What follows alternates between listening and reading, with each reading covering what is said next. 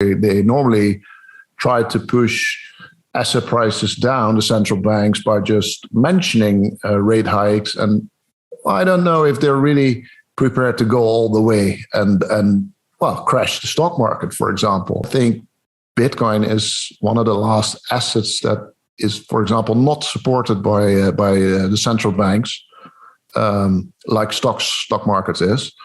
So there's a lot of volatility in Bitcoin, and I think it's here to stay.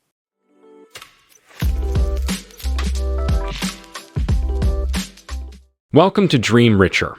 Why do you think large investment firms still choose not to invest into Bitcoin? According to PlanB, the answer is simple: Bitcoin volatility.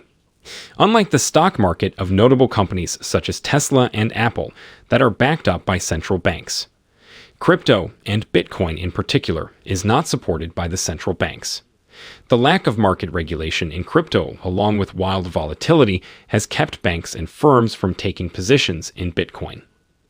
According to PlanB, there are so many factors contributing to Bitcoin price volatility, one of which is the Fed's plan to raise interest rates. In the words of PlanB, raising interest rates could mean a significant correction of both the crypto and stock market. PlanB goes as far as to say that the Feds could crash the total stock market if they go ahead with their plan, along with money printing. This is because high interest rates drive lower valuation on financial assets and increase the cost of borrowing for banks across the country. Today, PlanB explains where he sees the Bitcoin volatility going. Will Bitcoin forever stay volatile? Could crypto regulation allow for a more stable Bitcoin that banks choose to invest in? If you find the video helpful, then don't forget to subscribe. Let's get right into it. I mean, Bitcoin is so volatile, it gets attacked for that attribute, but with the volatility comes a return. And I guess experienced investors know that there cannot be return without volatility. But I've seen it personally with the stock to flow model and with Bitcoin now 3 times up and 3 times down, that when Bitcoin is up very much, everybody wants to buy it. And stock to flow model and PlanB is the man, the myth, the legend. But when it's down, and where we are today, and we experienced that in March 2020 with the COVID, when COVID first hit us, but also in March 2019 when I published the article, we were really very much down. Then it's all Bitcoin is dead and it's a bear market. It will go to zero. It seems like a black or white thing, and investors and people in general seem to forget that it's just volatility. And the overall trend, if you, for example, look at the 200-week moving average, the 4-year moving average, the overall trend is going up. If an asset is very volatile, then the chances of estimating or evaluating it very precisely are lower than if it's an asset that doesn't move very much, so like gold or actually any other asset. So to try to predict or evaluate Bitcoin it must be a very rough estimation. And you're right, the stock to flow model is very rough. So stock to flow is basically saying that if an asset is scarcer, it should be more valuable. And how do you quantify scarcity? There is a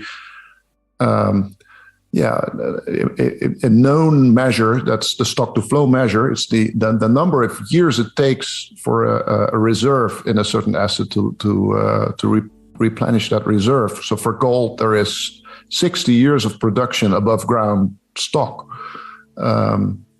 And so the stock to flow ratio is 60. So the scarcer an asset, the higher the stock to flow ratio, the higher the value of that market. According to PlanB, once the crypto market becomes regulated and is adopted by large investment firms, even then, the volatility of Bitcoin will stay. As PlanB puts it, the reason for this is because Bitcoin is volatile by nature. Even though this volatility may scare some investors from entering the market, but volatility is the sole reason for high market returns in Bitcoin.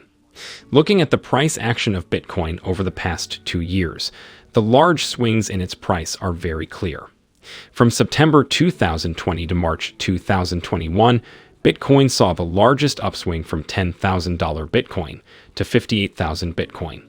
When asked about the volatility of Bitcoin, PlanB quoted a famous saying of Warren Buffett: "I would rather be roughly right than precisely wrong." Meaning that when you take a step back and view the crypto market as a whole, an approximate result is better than an unattainable result, and certainly better than no result at all. Yeah, there's a lot of stories about manipulation, about the futures ETF coming alive with all the possible manipulation around that. There's a lot of speculation about central banks pushing the price down, much like in the gold market. But I think it's much simpler than that. We saw a China miners ban halfway last year, and that wiped out half of the hash rate, half of the security of the network. That was a major thing, major structural event, macro event, you might call it even for Bitcoiners. But that wiped out half of the hash rate, and all the miners had to move and relocate their stuff to the countries around China and to America, Texas mainly. So that was the number one reason, very obvious, very clear, to impact the price of Bitcoin. And currently, obviously, a lot of tech stocks are going down. The S&P goes down, and a lot of other assets go down because there is a risk of interest rate rise. And the Fed has, spoken about tapering, about cutting back on the quantitative easing.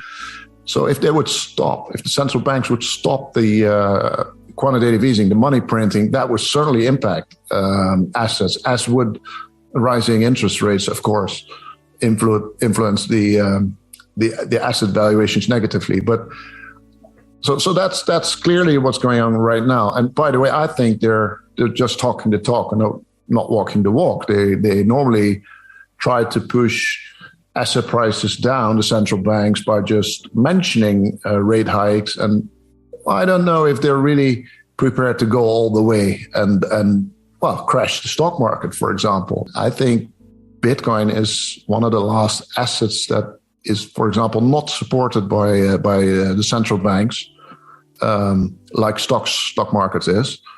So there's a lot of volatility in Bitcoin, and I think it's here to stay. So there's a view that, like all the big tech stocks like Amazon and Google, that all the volatility and risk is in the beginning, before the IPO or just after the IPO. There's a lot of legal risk. There's a lot of technology risk about a new technology making it or not making it.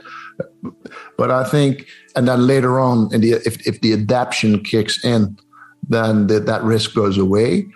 And a lot of people, a lot of investors view Bitcoin that way. So right now we're a little further in the adoption, and the volatility should go away. But I think Bitcoin is volatile by nature, so there is a chance that it will not be the same like all the high-tech stocks, Amazon and Google, and so that the volatility will stay, and that is also the source of the high returns, and because it's a double-edged sword. If the volatility goes away, the returns go away. So, but personally, I hope the volatility stays, and I think it will. It's clear from PlanB's explanation that Bitcoin has seen significant adoption over the past 12 months.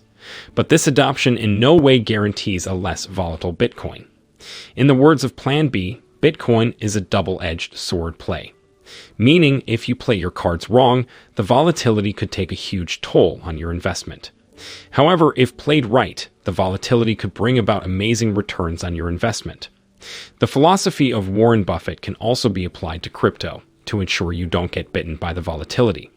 As Warren Buffett suggests, never try to time the market. If you are not willing to hold the asset for 10 years or longer, then you could be playing in a very dangerous territory, given the wild Bitcoin volatility. How do you think Bitcoin will perform in the long term? Do you agree with PlanB's prediction of a forever volatile Bitcoin? Let us know in comments below. To learn more about the latest crypto news, watch these videos here.